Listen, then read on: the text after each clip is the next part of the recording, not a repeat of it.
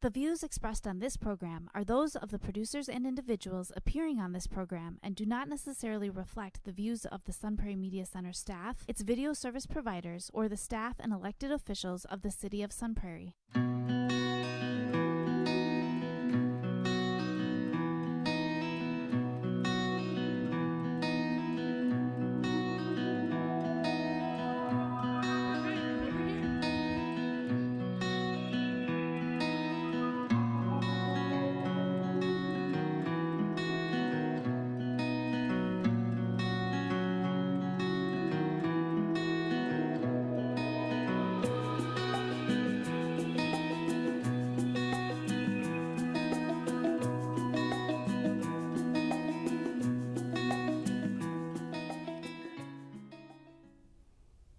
Welcome to Moments of Strength. I'm your host, Mary Kaufman.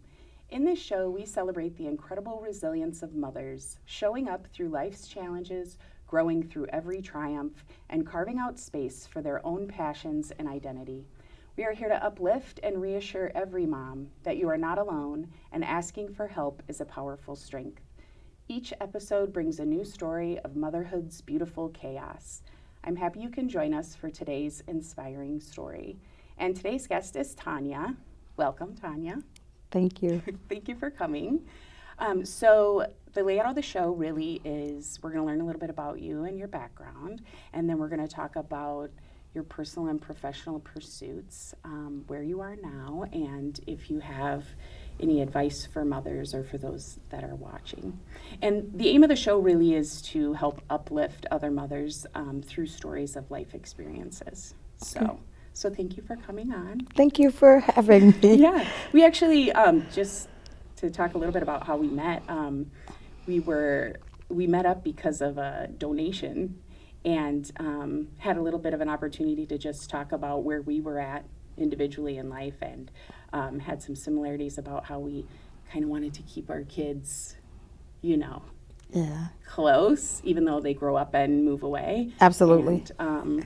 And that's the same, and not in the house necessarily, but maybe if it was big enough, but like on the cul-de-sac or on a piece of land. And so that was fun, and I'm so glad that you could make time to come on the show. Yeah, I'm glad you have asked to come. Yeah. Me to come. It's amazing. Okay, can you tell us a little bit about, and you can share as much or as little as you want, but give us a little bit of background to you so that we can kind of follow that journey into motherhood. My journey as a mom started kind of early. I was 18. Okay. My first delivery was a set of twin boys. Oh my goodness, welcome to motherhood. I don't know. I dreamed my boys when I was 9 years old. Oh my goodness. And so, I woke up one day coming down for cereal. My sister's sitting at the table, and I'm like, my first baby is going to be a set of twins. And she was like, what? And, it made my mom upset, like what little 9-year-old is talking about. Right. But I was just, it was what I dreamed, and true to the dream, they came. 13 months later, I had another boy. Oh my goodness. And then I kind of had triplets for a little bit. Mm-hmm. And then my last child is a girl. Mm-hmm. So I raised 4 children, 3 boys and a girl. I have, and that was at 18. Mm-hmm. At 22, I had 4 children. Easy. Yeah. I guess for me, I wouldn't change that at all. Mm-hmm. Because in my 40s, I was able to be fancy free, you know. I mean, there are pros and cons to there is. And I will say even then, as a young mom and then having twins, people would always say like, oh, I bet your life was hard for you. Mm-hmm. And I'm like, it's as hard as you make it. Mm-hmm. If you get up crying every day and complaining, you make the journey hard. Mm-hmm. But if you hit the ground every day, like, okay, let's get it started. Mm-hmm. I think that was my approach. As a young mom, I didn't have the best examples of what a mom should be. My mom was, I guess, when I tell a story about my childhood, you know, the Temptations sing the song, Papa was a Rolling Stone. Yes. Mm-hmm. Well, it wasn't my papa, it was actually my mom. And so I spent a lot of time in and out of my grandmother's house. Mm-hmm. I am the middle child of 3. Okay. So I have a sister that's older than me and a brother that's younger. And we were really estranged from my sister. She lived with my grandmother permanently, and my brother and I lived sporadically with my mom. And so I guess as a young mom, my example was to always be present for my children.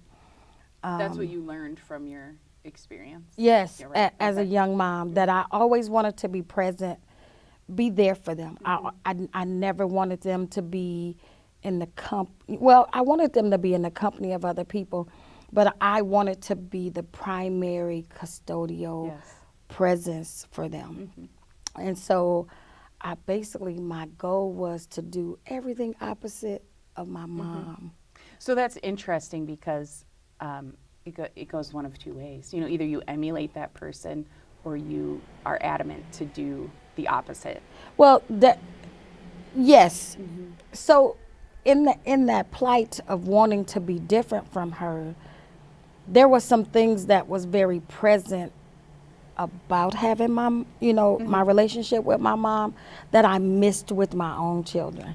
Okay. And so although there were things that I was adamant that I didn't want to do, but I was losing some components. And I guess as a mom, you're not aware of that until later on. Right. Oh my God, I could have done this better. Or I could have done that better. But there's definitely a right way to parent and there's definitely a wrong way to parent. But there is no manuals to how you bring up individuals.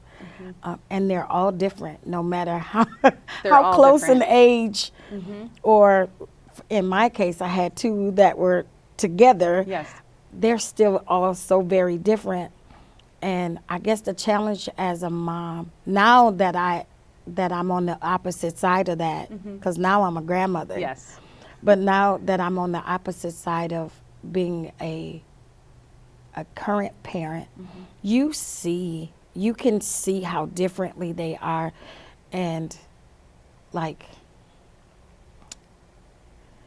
when you have one child, you give so much to the first ones, and then afterwards you think the other ones just kind of get grandfathered into osmosis. It's like, well, I taught your siblings. But so. you think that. Yeah, you do. And it's really not. Like, you have to individually give it to them. Yes. Otherwise they're like, well, you never told me that. Well, didn't you hear me telling? I feel like I told someone. Yeah, and it really doesn't work that way. You really have to give them their individual explanations, if you will. Like, you have to give the rule to that child individually. Yes, and the way they receive it. Yeah. Because if they're all so different, even if you say the one thing, they'll all hear it differently, or different parts of it, or not be listening, or you know what I mean? So you're exactly right about that. What we learn is it all comes from our perceptions, and I think reiterating, did you understand? Tell me what I said, because otherwise we think they just understand it automatically. I mean, even adults. This is all day in communication. I mean, you have to really intentionally speak to somebody the way that they receive it, and maybe you just met them and you don't know that, but that's why it's important to check for understanding. Yeah. Because you walk away with assumptions, and they may have interpreted that totally differently, and it can cause some chaos. And so as I progressed through life, I was a single mom, and then I was married. I married my daughter's father. Okay. How much younger so you had your twins, 13 months later, your next son, and then how long? 2.5 years. Okay. Then comes little old Brianna, and I tell you, she was the monkey wrench in the plan. She was just different, girls are different from boys. Very. Mm-hmm. And where life was real easy with my boys, they just kind of, if you will, idolized their mom. You know, it was like, sit down. They all sat simultaneously, like like a band. And so you had this sort of cadence going, and then then the song changed. Then I got a whole lot of talk back. Yeah, it's very different. Very different. And then fairness came into play, and it's like, fair. That was her favorite phrase as a 4-year-old. It's not fair. I'm like, where did you get this from? But I married her dad. We were married 1.5 years, and then I became a widow. Oh dear. Yeah, that was very different. At 30 years old, I was a widow. Tonia. Yeah, strange. But he was my high school sweetheart, though. Oh. I met him when I learned of him when I was 16. And I tell this story and people laugh at me because sometimes I'm very animated. But when I saw him walk across, he came through a doorway and it was like, time stood still and the angels were singing. A light. Oh, yes. Yeah. And everything was in slow motion, and I watched him walk across the room, and I experienced love at first sight. Yeah. Like, it was amazing. And so we didn't get married right away. We married when my daughter was 7. Okay. And that was totally different as well. But I became a widow at 30, and then I became a single mom again. Well, and dealing with grief, and then, raising your kids at the same, it's so much. Yeah, and losing a spouse, the grief is a little different. And so I was kind of like a hard shell. Always thinking that what was strength was just kind of keeping it together and being able to keep going. But I'll say probably after a couple of months, I experienced depression. And I've always worked. And as a young mom, I think I really joined the work field when my daughter was like 2. Okay. And I would have multiple jobs, and I was juggling that with 4 children. Yes. And my goal was to not live on government assistance. Right. And so I know that's kind of odd, being a black mom and single, but I didn't want the guidelines and the control almost. So I worked very hard to provide for my children.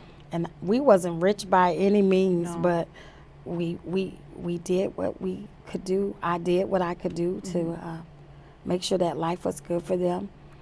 Can I ask a question about that? Because I feel like a lot of women are can find themselves in that scenario where maybe you're receiving assistance and it feels daunting to get out of that. So I did witness that, when I was at the state a lot too. Women can be very ambitious and want better for themselves and then feel maybe trapped in a cycle of, well, if I try to go, I lose my childcare. Or so since you were able to do that to a degree, do you mind just like sharing a few, details about that? So if you had a few jobs, how did you, maybe what did a day look like even? Okay, so for me, my children, so my mother-in-law provided childcare. Okay. She had a daycare. So my babies could go there. But if, even when I didn't have the childcare, I still had my grandmother and my aunts that didn't work. And so my children just would go there. So their school bus would probably be at my grandmother's house. Okay. And they would receive them off the bus for me. I worked a lot of little odd jobs, just really part-time. I remember there was a time where I had 3 jobs. I worked at a plasma center in the daytime, and they were all part-time. So I did like 4.5 hours there, and then I would have a few hours break, and then I worked at a Walgreens as a pharmacist tech. And I think that was like from 4 to close. The pharmacy closed at 9 o'clock. And then on the weekends, I worked at a Taco Bell that Friday and Saturday night. Yeah. And so I would work from like 3 until 2 in the morning. And That's a long shift. yeah. And so that's how I was making the ends meet for us. But eventually I started to settle down and did get permanent jobs. The systems is a little different today than they were then. So back when my children were little, you could receive your monthly stipend. And there were, I think when I joined the work field, they had just started Work for Performance under Tommy Thompson. And so you couldn't just get the free money anymore. But you had to like demonstrate that you were doing different things? Or? Well, I don't know, because that's when I opted to be out. Oh, you didn't want that. Yeah, And so, I mean, when I was getting food stamps, they still came in the book. Yes. The mail would come and you'd get the food stamps in the book. Yeah. So when that transition went over from the actual food stamps to the card, I was no longer a part of the system. You transitioned out. I had transitioned out. And that's when Medicare and healthcare was different too. And so it was a sense of pride, I guess. I just wanted to be able to do it for my children, myself, and just kind of have my chin up to say, I'm doing this. Yes. This is my responsibility. And there were some perks to even having commercial insurance instead of Medicare. You were seen differently when you walked into the doctor's office and you showed them had a card. Your medical card versus your state card. You know, even that was different. And the benefits of what you could do were different. And I liked that freedom. And it just made me work harder. Yeah, that was an incentive to just keep going. Yeah, it just, and flex pay, you know, that. Yeah, I remember. Those things were just, they were incentives for me to just keep trudging forward. Now, my only regret was that I did not go to a college. I wish I would have went out and got a degree, some sort, but I was doing the work that most people were getting degrees for. Sure. And just favor from the Lord, I'm telling you, I walked in and I had many jobs that I was not qualified for, but I had the opportunity to be a part of, and it actually impacted my life a whole lot. And at the time that I was doing those jobs, you really don't know until you look back over your life. Yes. And you go, oh my God, you know, all of those things kind of help. So all of those little odd jobs that I took built me and gave me some skills to do what I do now. My current job as the transformation coach for Shelter from the Storm Ministries. And it still wasn't, the light bulb didn't come on until the day I sat down with them and I had my interview. And they were like, tell me about you. And I started telling them about all the jobs that I had. And I just kind of sat there for a minute and stopped talking and was like, it was all in the plan, you know, like it all got me to where I am today. All of those little odd jobs, no matter what they were, and all the information that I was receiving.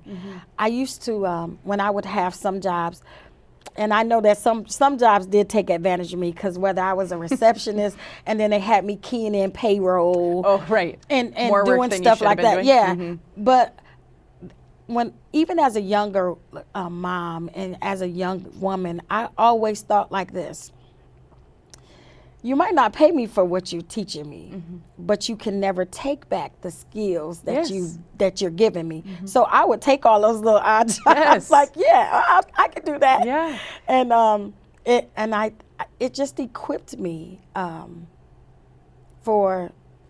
be able to do multiple jobs.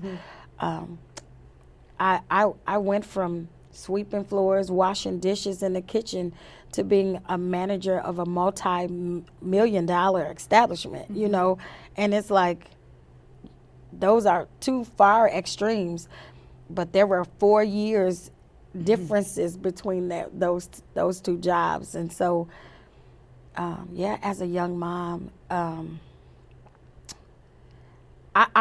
honestly wouldn't take back anything, though. My desire would have been a degree, but I don't know if anything would have been any different. Right. It's like you earned it, but just not in a classroom. Yeah. You know? Life skills. Yeah. Just doing it every day. And I think, too, you know, just the whole point of taking on those extra duties. So I think oftentimes, you know, if you have an open mindset and you are in a position, sure, maybe you're getting paid, I don't know, a reasonable wage for what is expected of you daily, but somebody needs your help or there's a project. I mean, I would encourage people, just like you did, to take that on, because you're not getting paid in money necessarily, but those are things that are helping build you as a human person who can do more and positively contribute and eventually demonstrate those skills and give to the company you want to, or work for yourself, or whatever that is. And I think sometimes people feel a little jaded, you know, they don't want to take that on because they do feel like maybe they're being taken advantage of. But I think it's important to look at that big picture and say, am I being taken advantage of, or do they recognize something in me? You know, is this an opportunity to demonstrate that I can do more? Will this be seen by them and some other people? And then there's an opening and I was the one that helped out, you know, things like that. You know, like you said, it's in the mindset. If you worried yourself with they're getting over on me or they think they're taking advantage of me, it will have a negative connotation. And where you have the opportunity to learn something, you miss out on it because you have a negative mindset about what the other person is doing. And so I think it's always it's important to how you feel about it. Like, you know, like I took it on like, well, you're not paying me for this. But right. It's not that you didn't recognize that. Right. Yeah. And I knew it from the onset, but it didn't matter to me whether I thought that they were thinking they were getting over on me. I just knew that this is going to help out one day, and I can put this on a resume. Yes. That I don't, you know, and I never had to go to school to do this. But, right. Plus, if you I've have been taught time, if you have time in your role and you're not doing something else, why just not? do the thing, because you're going to learn. It's going to make you grow as a person. Otherwise, you're just sitting there. Like, this is your life. You get to fill it with the things that, you know, are offered to you or not. So, well, and I guess I rate success in my life because I don't make a ton of money. But I think relationally and substantially, the things that I've obtained are priceless. And in this day, I think people put a lot of emphasis on money and making money, because even the Bible says money answers all things. We all need the money. But I don't think that sometimes is the best in how much money you make. I often say to people, I think we were better people when we had less. Money kind of changes people. And so I think I still like to be the genuine person that I am. And it's not even always about making money. I do a lot of things. I'm a licensed cosmetologist. I'm a culinarian. I can counsel because I'm a pastor. But even all of that didn't come just because I'm a pastor or that I was taught to be able to counsel. It was having jobs. It was in relationships with people, doing one-on-one sessions and just talking people through their issues and being able to give sound advice. I don't think money could have taught me that. I think my focus and emphasis would have been different if I was driven by money. Right. Well, look at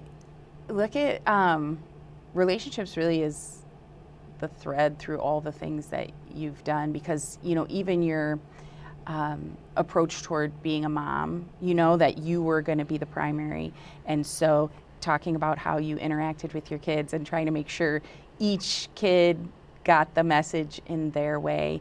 And then through the jobs you have, even at Taco Bell, like if you can't communicate, you know, the order is wrong, and people are very happy to let you know that through the window. You know what I mean? Yeah, quickly.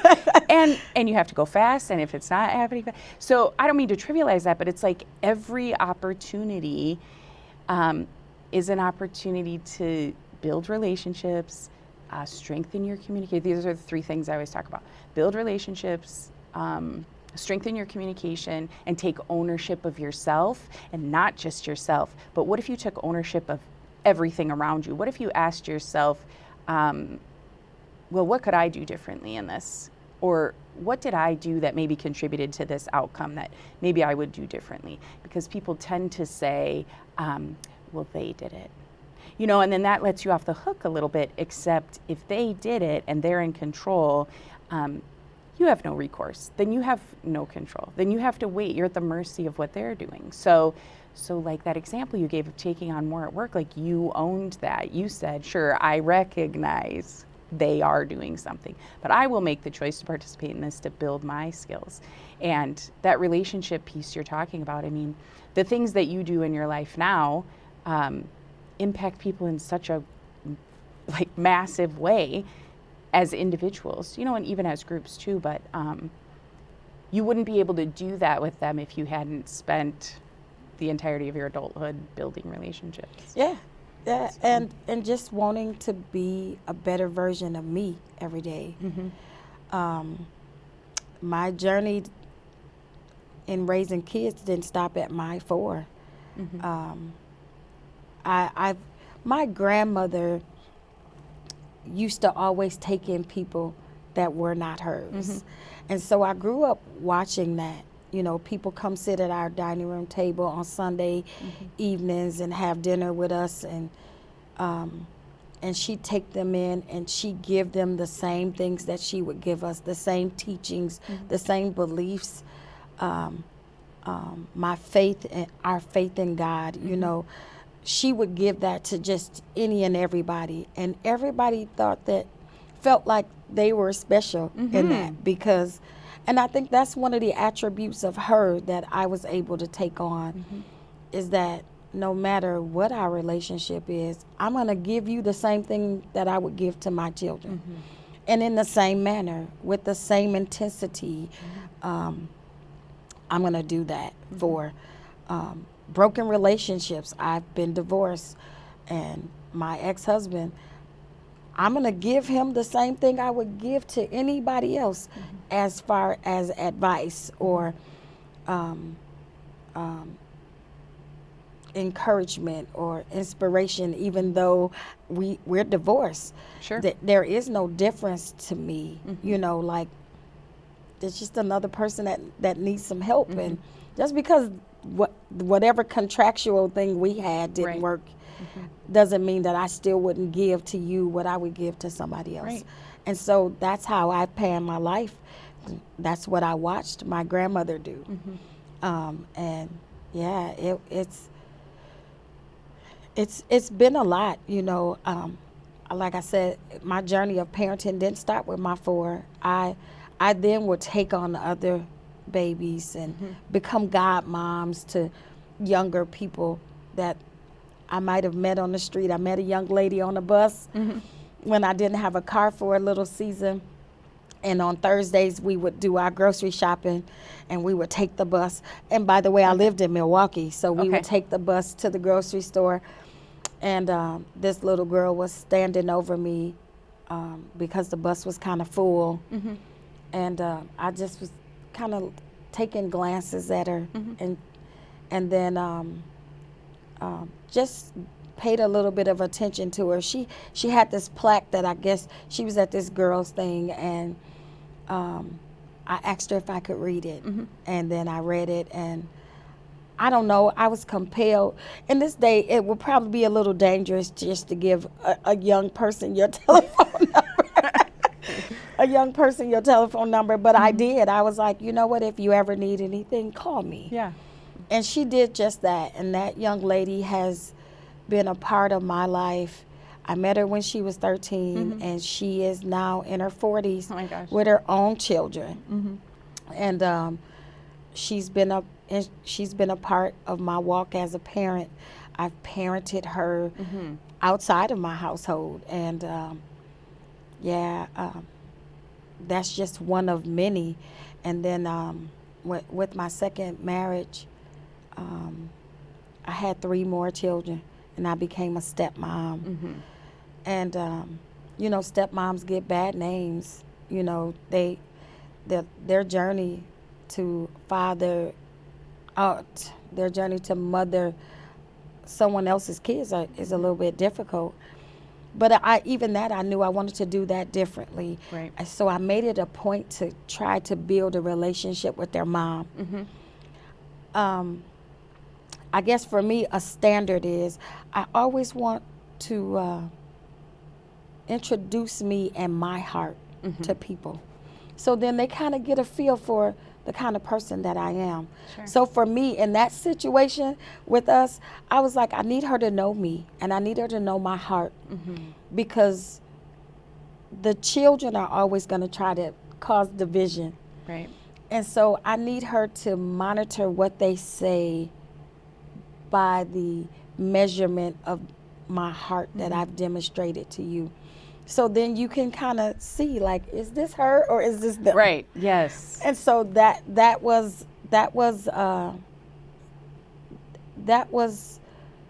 very important to me for her to know me, because I knew that these were her children. And I wanted to be a part of that, but I never wanted to replace her. Sure. And I always wanted her to be comfortable with the fact that you are their mom. And I'm never trying to overstep that. And you know, everybody don't have your mindset, and everybody don't have your heart, and so they make life a struggle. But you keep trying to teach what you are trying to convey to them, no matter what it looks like. And we've not always had the best relationships, but and we've had situations that was quite a struggle, but I do believe that she was able to know me. Sure.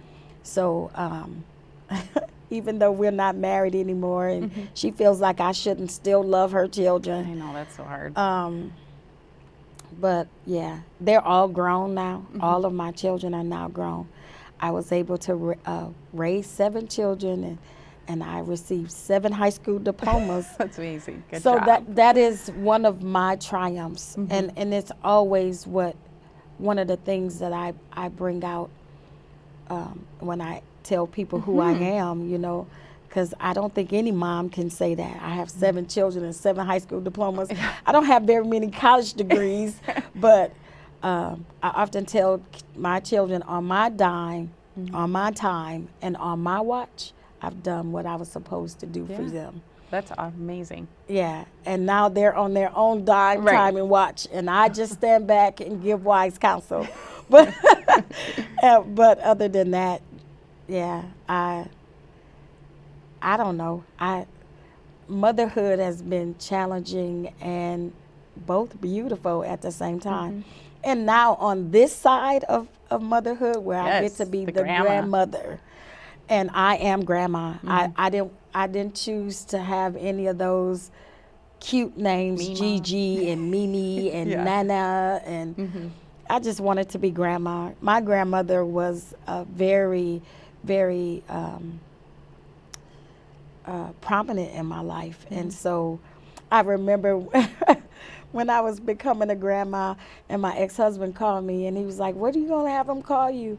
And I was like, Grandma. He was like, girl, that you gonna take on that challenge? I'm like, yes, I want to be grandma. And he was like, that's something, you know.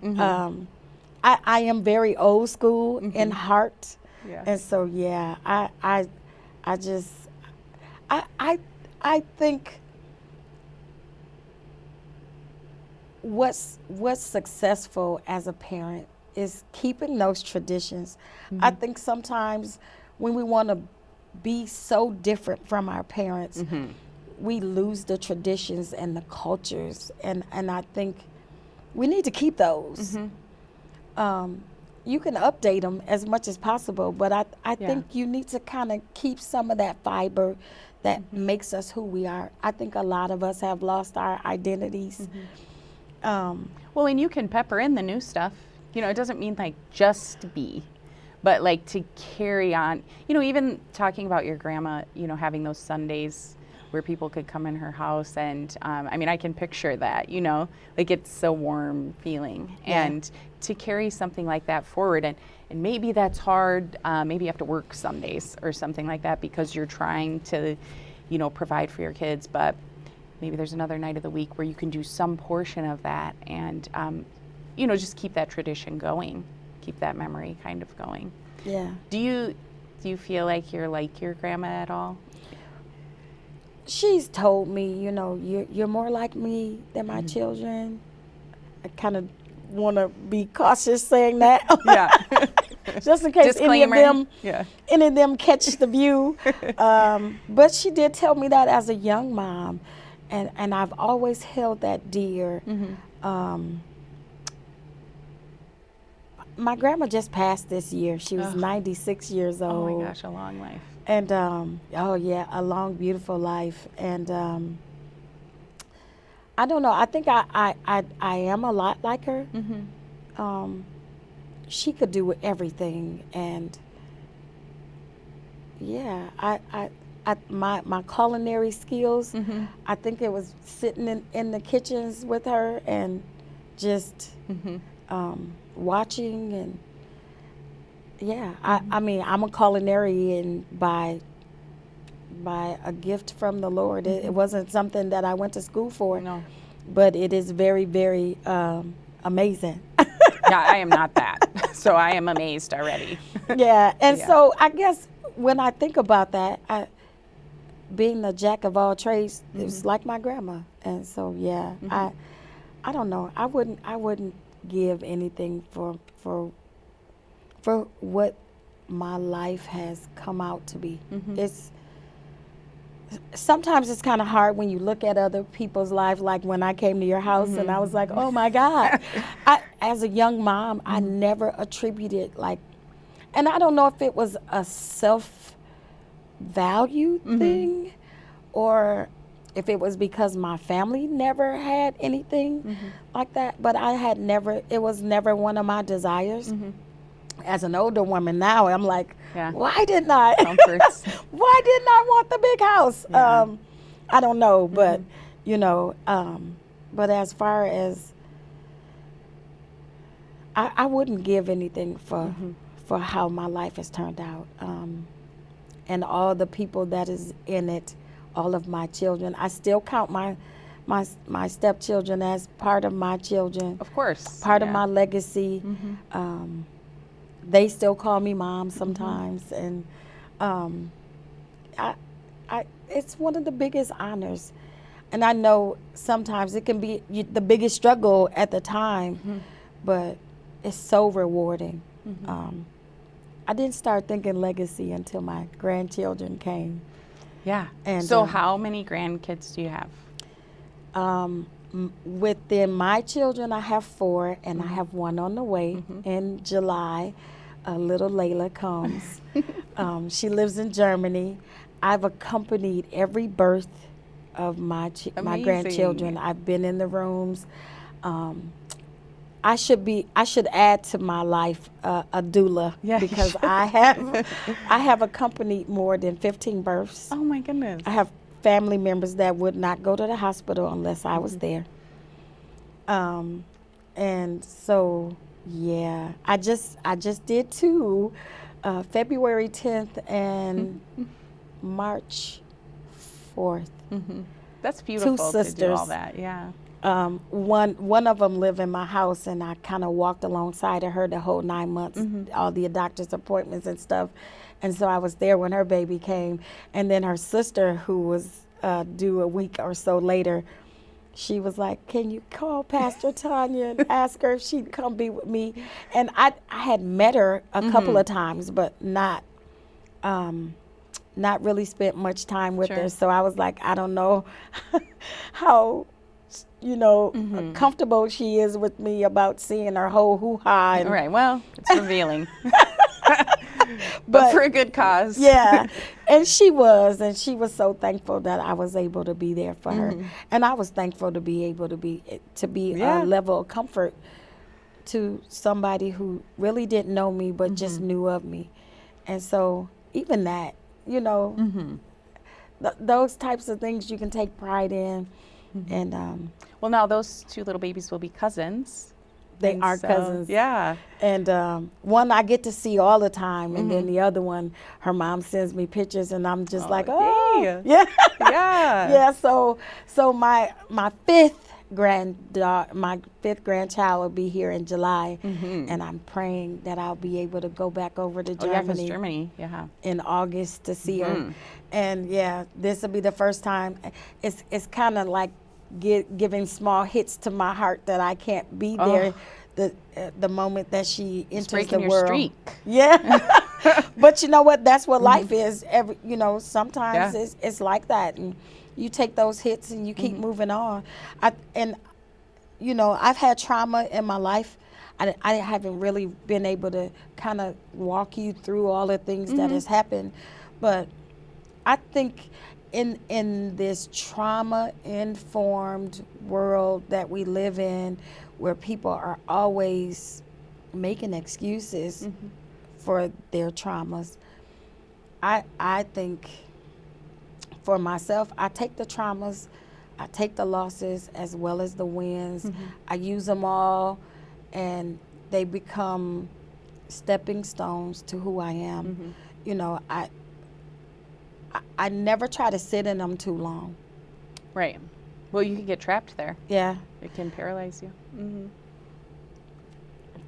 I mean, this could be looked upon as negative, but the truth of the matter is, it is what it is. And then, so it depends on how you looking at it and how much you allow it to affect your life. Because like I said, when my first husband died, I did go through a point of depression. But let me tell you, when I noticed it, I was a terrible mother hen. So I always kept my children very, very close to me. Within arm's reach, where I could actually physically see them, see their chest rise and fall. That's how I was as a mom to my children. And so the day I allowed them, it was a Saturday, I allowed them to go outside and ride their bikes. We lived off of Main Street, and it was hours before I had checked on them. I was watching movies. I had fallen asleep, and then I'd wake up. The movie would make me cry. I would cry, and I would fall asleep and wake up. And when I finally came to myself, it was like 5 in the evening. And they've been outside this whole time? Yeah. Okay. They had been outside. Oh my gosh. Riding these bikes. And I normally I wouldn't even allow them to ride it from corner to corner. They could only go to like the middle of our block where this big tree was and turn around and come back. I'm the same. I was the same way about my kids when they were little. It's like, and then call if they're going to the other mom's house and like, do you see them? And I was very sort of the same. So I get that. And so I get up and I'm like, what time is it? And I go to my top porch and I'm screaming their names. And I'm like, oh my God.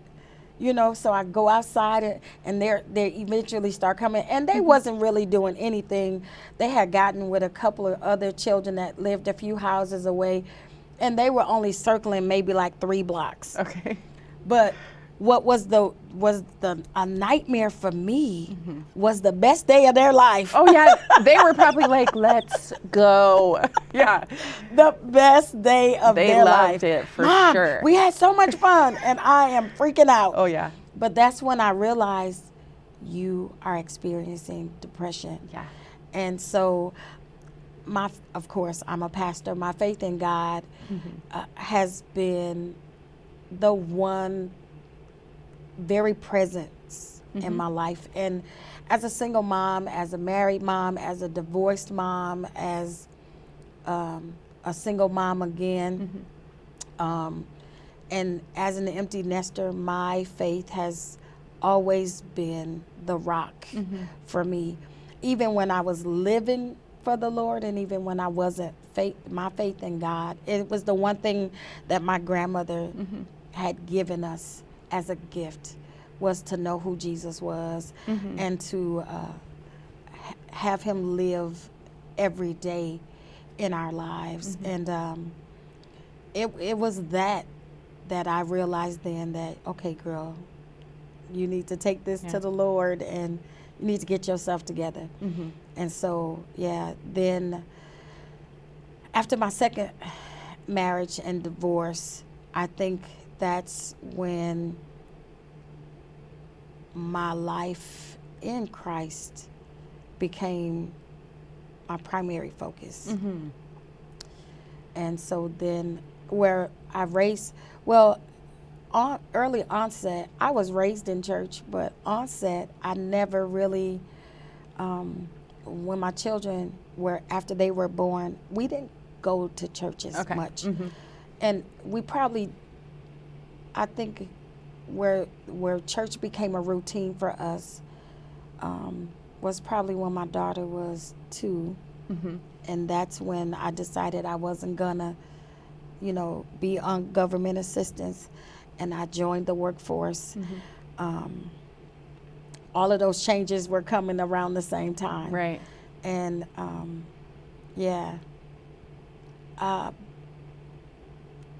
it was that. It was my higher power that has really walked me through and got me through. I can't say that it was just me, myself. To say that would just totally be a lie. Because I've had enough things that could have caused me to go the opposite way. For sure. I could have chosen drugs and alcohol as vices, because no matter what we go through, something becomes the helper. For sure. Something becomes the helper. And so my helper just happened to be Jesus. Not a bad choice. And so just going and growing in knowing who he was, and really getting into ministry. But ministry didn't become a big part for me until after my divorce in 2010. Okay. And so my daughter then, my boys were graduated. All three of my boys graduated together in high school. So they graduated the same day, 2009. And so I only had the one high schooler, which was my daughter. And even in my divorce, I was really, really broken. Sure. And I think my testimony is that it was easy getting over my deceased husband, because that's a finality, because ain't no coming back from it. Yeah, right. There's no coming back from that. You can grieve that and move on for real. You could move on. Yeah. And that divorce was difficult. It really was. The first 3 years was very, very hard. Even though I chose to be divorced, but it was still very, very hard. And so I adopted, not physically adopted, but I had a cousin that had 6 children, and she had just had this little baby. He was born on my twin boy's birthday. Oh, this is the kicker. My twin boys' birthday is December 12th. My ex-husband, my divorced husband's birthday is December 12th. And then this baby birthday was December 12th. A major date. So I was like, I got to have him. He was meant to come here. So he became my bonus baby in 2010. Wherever you saw me with this newborn, this infant baby boy, to the point where people thought I had a baby. I had a car seat in my car. Yes. Everything for him was at my house. I had him like 4 days out of the week. He was just a material thing that I needed to love. Well, you said something will help you. Yeah, Yeah. there is always something, and you want to be careful what the something is. For sure. Because if you're going through something very traumatic, if you start having a drink, that could be dangerous. Right. Because first onset, you don't realize or recognize the issue Right. until it becomes a problem. So I'm grateful that it was a Baby. little baby. The lesson here is find Yes. someone who will let you care for their baby. Yes. Yes. Yeah. And so they were gracious Well, to 6 allow kids. me It's like, to take yeah, him. yeah.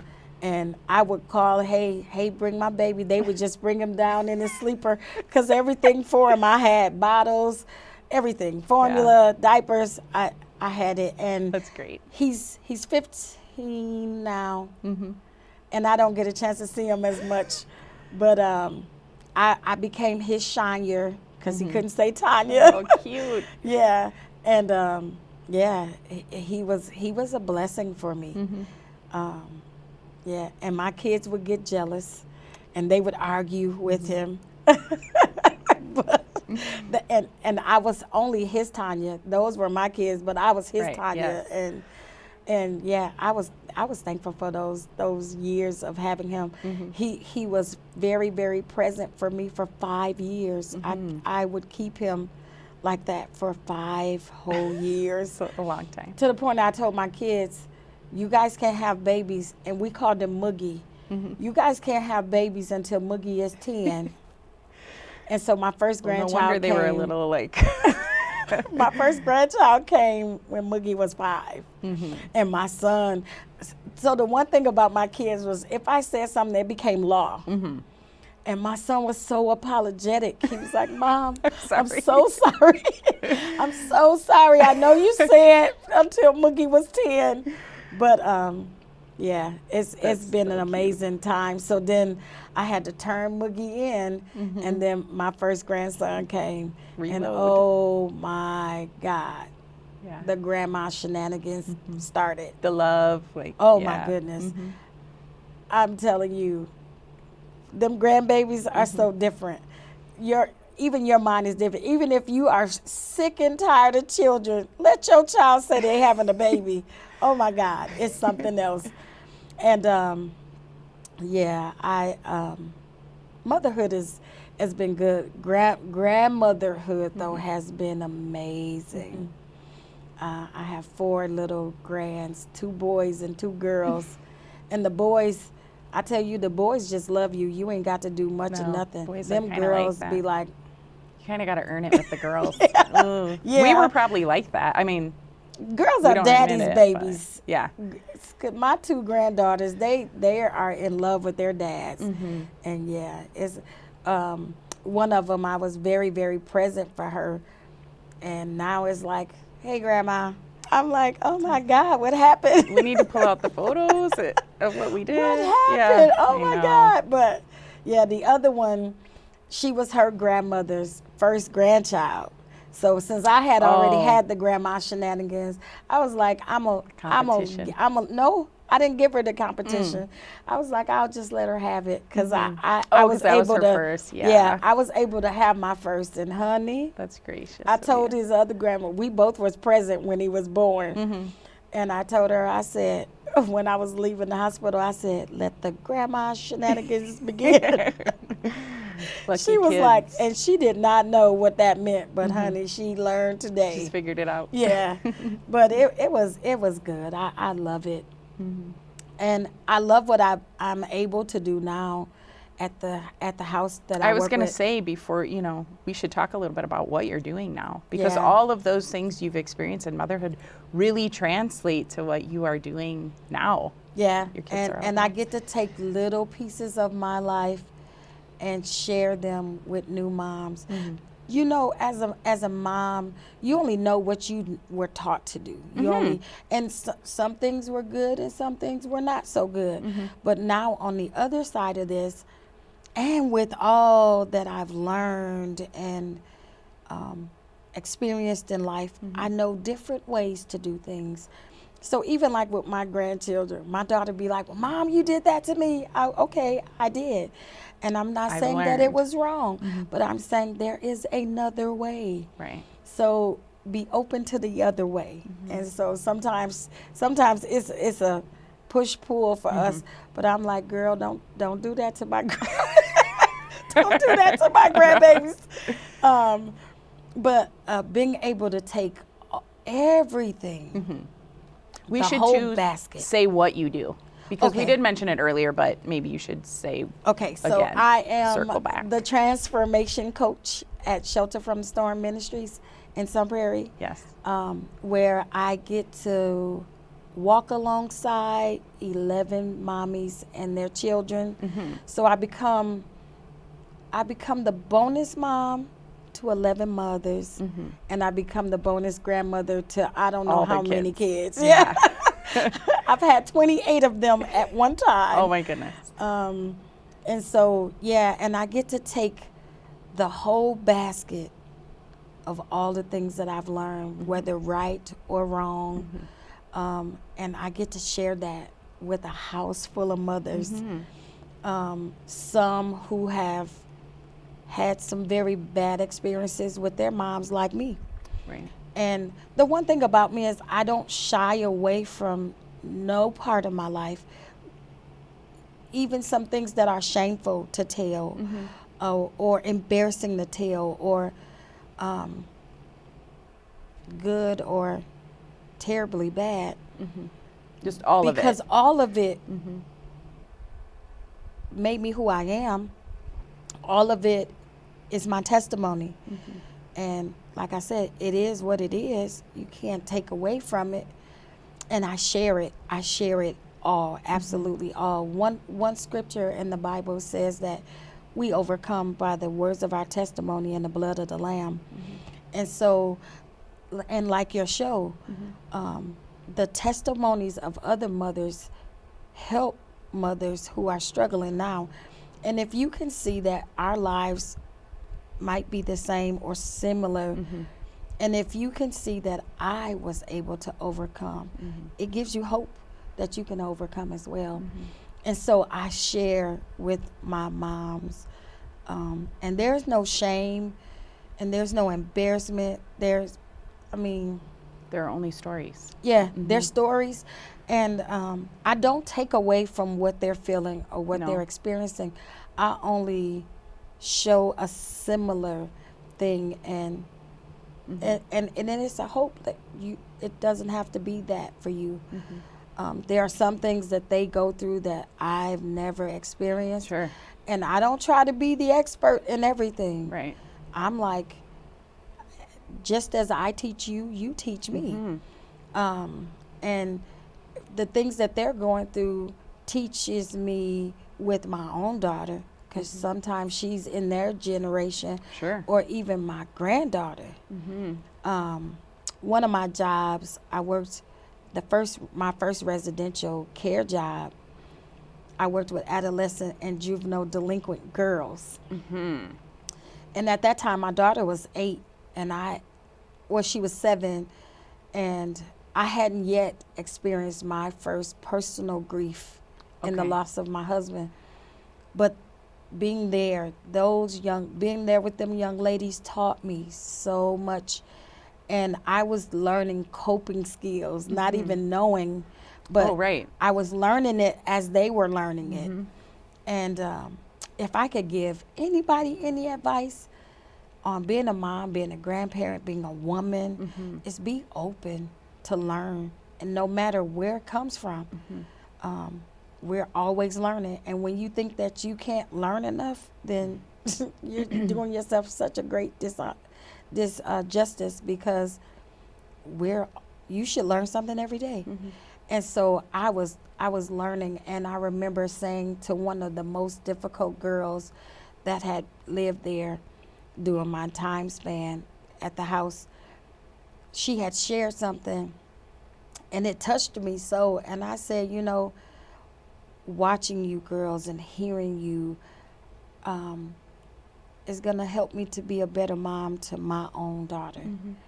That spoke to her, and I became very close. Good, yeah. God does set up times and situations for those things to happen. But that was the one thing she needed, and that was the one thing I needed. And I'm telling you, that was probably my most rewarding job, was working with those girls, and probably taught me the most in working with them. Well, there's so much hope there in adolescence. I mean, they've barely been here, you know. They've been here a short amount of time. So, you know, if they could just connect with one person who could be a resource for them, and each one reach one. yeah. And just, it's such a difficult age, you know, to try to connect with. I mean, you know, look at middle school teachers. They're like basically throwing themselves in all directions just to make that one connection. And that takes a special trait to show up for that every day, just in regular middle school, you know. But then you sort of have this magical moment where, like, and that really came from, just in that story, you being so vulnerable and open with her about, you know, how this young person was still teaching you. And so that feels so good to be able to connect with somebody, you know, just probably can see it on her face that resonated with her. Man, it was so life-changing for her that she had been kicked out of so many other programs. She was, her family was well off, and they would put her in places because she was so troubled. Offload, yeah. And they would kick her out because she was just, she was so defiant. And after that moment, and that space that the Lord ordained, she then kind of gravitated to me, and her and I were able to have some real talks, some real sessions. And I'm like, you know, aren't you tired of this? You know, and eventually she graduated from our program versus being kicked out. And the other staff just saw a whole turn in her. And it was amazing. Like, when I started working there, I knew right away that she was a hard one to deal with. And for a long time, I just tried to avoid her. Right. But then God set up a time for us to have that encounter, and then it changed both of our lives. And the lives of everybody each of you would encounter there on out for the rest of forever. So. And just your life is to be shared and to be an example and a light for some people that are in dark places. And so I get to share that with them. And I take the times where I've had epiphanies or what is the word? Memories that come back of people that were impactful to my life. And so I take that and that's what inspires me to keep going every day, because sometimes it gets tired when you're walking alongside people. It's a lot to carry. It's emotional, you know, and the emotions are up and down, and sometimes you're down more than you're up, and even setbacks, you know, you've come so far. And and so the one thing that helps me, I think, to just keep going is the fact that I know that one day something that I've said is going to echo back to them. And the reason why I know that to be true, because I still get echoes. I still hear voices of people who have shared nuggets in life that at that time I probably didn't understand what it meant. But when the light bulb came on and I heard that voice, I'm like, it makes sense. Yeah. I got it. And so my reward that that I give to myself is knowing that they're going to hear my voice ring back in their ear of a nugget that I gave. And it might not be the same nugget to every mom. Right. But I do believe that my voice is going to ring back one day. And that is the small joy that I get to have. And also, like I said at the beginning, my mom was the Rolling Stone. And so I missed a lot of things about how to be a lady and how to care for myself because she was so in and out of my life. But I had a family member who decided to take me under her wing and begin to mold the young lady that I was becoming and taught me how to, you know, wear my underclothes and how to dress and how to sit in a chair. And, you know, she took me under her wing and taught me those things that I was missing from a mom. Right. And even when I worked at the adolescent and the treatment home for young girls, I would sit out in my car 30 minutes before I would go into work every day. One, to pray, because I was a young mom, and sometimes my mouth was a little reckless. Sure. Not to be hurtful, but sometimes I just said what I was thinking. Sure. And so I knew I didn't want to do this. I was shaping young lives. So I would sit out in my car and I would say, Lord, put a muzzle on this, you know, like help me. And I'm very talkative. And I'm like, let me know when to not talk. Right. My first day in the house, there was a young lady and she had cut her hair. She looked like a boy. And I almost said, I thought y'all said this was for girls, you know. But the Lord put the muzzle right over my mouth and kept my mouth closed. And yeah, and that was the one thing. And I was like, Lord, these young ladies are missing things being here. They're teenagers, they're young girls, and they're missing things that's going to teach them how to be young ladies and young adults. So help me to be that instrument. Help me to be that tool for them. And yeah. You're still doing that. And now I'm doing it for mommies. And someone did that for you when you were young.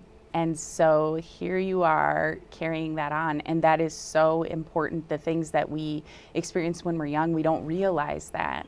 But, you know, if everybody just took a moment to sort of look back, you might be able to piece together how you got to where you are. And even what you're doing in your role now, I mean, women are so capable. And the women, you know, at the house are capable, and they can be strong, and they can be all the things. It's just life circumstance, you know, where you were born, who you were born into, the family, all the things that were imposed on you that you didn't choose as a child. Those all contribute to make you the person that will make the choices that continue to keep you in that spot or help you get out. And you can't do it alone. You know, you have to recognize that there are people around you and resources around you that you can lean on. And sometimes they're not the right one, but sometimes somebody says something to you and that is the right thing. And then you have to be vulnerable enough and be just want it enough to lean on that person, even temporarily, so that they can help you scoot forward a little bit. I think be patient, you know, don't expect it all to flip just in a day. And what you're doing with that, you know, with the people who are at the house is amazing work. And you've been doing it your whole life. You know, I hear people say that, and sometimes I'll be like, I kind of lose sight of that. Yeah. You know, I'm it's like, just what this you is do. Just what I do. It's just what you do. And it goes like you gave the donation, and most of the times when people come with the donations, and they always say, "Thank you for what you do," and sometimes I'm you know, like I'm caught off guard when they say it, but what I do understand is that everyone can't do the job. No. You know what you were doing when I met you for that donation, and then it was like kind of not great weather out, and you went into the storage unit, and you just picked up a love seat and like sort of tossed it over on another love seat, and I said, you know, we're so underestimated. So you're just tossing love seats. So but anyway, yeah, it was great. And I said, you know, we're so underestimated. And you said, what do you mean, women? And I said, yes. And so here we are, you know, I don't know you, but yes, you're doing things that, I mean, we all can assist in our own capacity, but everybody doesn't make a life of selfless service, and you've done that, and you're continuing to do that, and that affects everybody in a community. So if we don't have people who are willing to do that, things are worse. You know, they're worse for the kids, they're worse for those moms, they're worse for whoever, you know, is in the circles that they are in, and so, yeah, so you're doing great work. Well, you know, at the beginning of the show, before we start taping, and we're talking about being helpful and not hurtful. And sometimes you just have to recognize when things are getting monotonous. But for me, every time that I feel like my time has come, or that is a little monotonous, like I'm just robotically doing the job, the Lord always sends somebody that I can give my testimony to. And then it just reignites me all over again to keep doing what it is that I'm doing. And I guess sometimes I lose sight of it because it's just second nature for me. In the house, I tell the mommies, we're not, like you said, we're not reinventing the wheel here. Right. Everything that you need to succeed is already in you. We just have to find it. So I'm here with the flashlight. Yeah, let's find it. And I'm looking for it. And I'm just kind of nudging you along.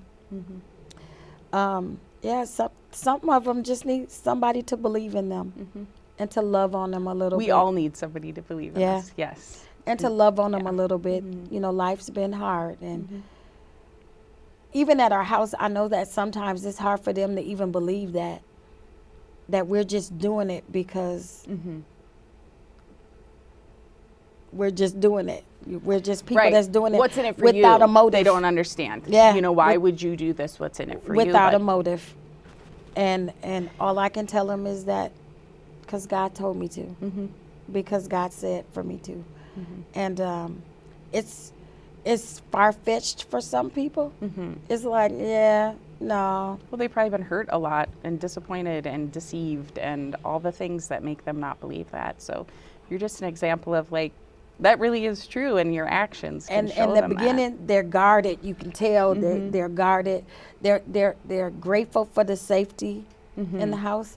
But once they're there and the peace of the house that comes through a lot of prayer, they feel that peace and they get comfortable really quickly. Yeah, it's really a quickly. relief. Yeah, and I don't know. I'm just blessed to be a part of it all. I'm just thankful that that the Lord saw me to be worthy enough, and He trusts me enough, and that He placed me in this house to be a beacon of light, an example of who He is, and His hands and feet. And so, I'm grateful to do that every day. It's sometimes hard to juggle because I still have my own children that are going through life issues as well.